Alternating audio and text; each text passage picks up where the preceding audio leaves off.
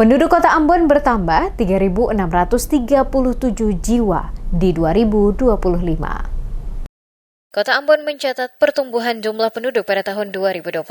Berdasarkan data Dinas Kependudukan dan Pencatatan Sipil Disdukcapil Kota Ambon, jumlah warga meningkat sebanyak 3.637 jiwa dibandingkan tahun sebelumnya. Pada 2024, total penduduk Kota Ambon tercatat sebanyak 357.289 jiwa. Namun, dalam rekapitulasi semester 1 tahun 2025, periode Januari hingga Juni, angka tersebut naik menjadi 360.926 jiwa. Sementara itu, data semester 2 Juli hingga Desember masih dalam proses pendataan. Dari sebaran wilayah, Kecamatan Sirimau tercatat sebagai daerah dengan jumlah penduduk terbanyak, yakni 150.133 jiwa. Posisi berikutnya ditempati Kecamatan Nusaniwe dengan 91.751 jiwa. Disusul Kecamatan Baguala sebanyak 62.415 jiwa dan Kecamatan Teluk Ambon sebanyak 46.359 jiwa. Adapun Kecamatan Letimur Selatan menjadi wilayah dengan jumlah penduduk paling sedikit, yakni 10.261 jiwa. Kepala Bidang Pengelolaan Informasi Administrasi Kependudukan dan Pemanfaatan Data Disdukcapil Kota Ambon, Lenorce Manusiwa, membenarkan adanya peningkatan tersebut. Ia juga menjelaskan bahwa komposisi penduduk laki-laki dan perempuan di Kota Ambon relatif seimbang. Tercatat jumlah penduduk laki-laki mencapai 178.437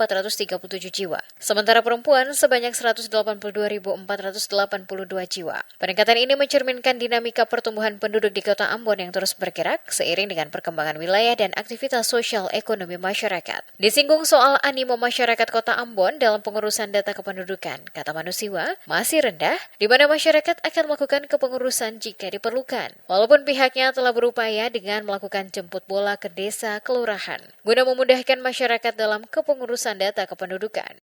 Baru berurusan, padahal kita setiap saat juga turun di desa kelurahan jemput bola, tapi itulah tergantung masyarakat. Kalau mereka belum utuh, mereka belum berurusan.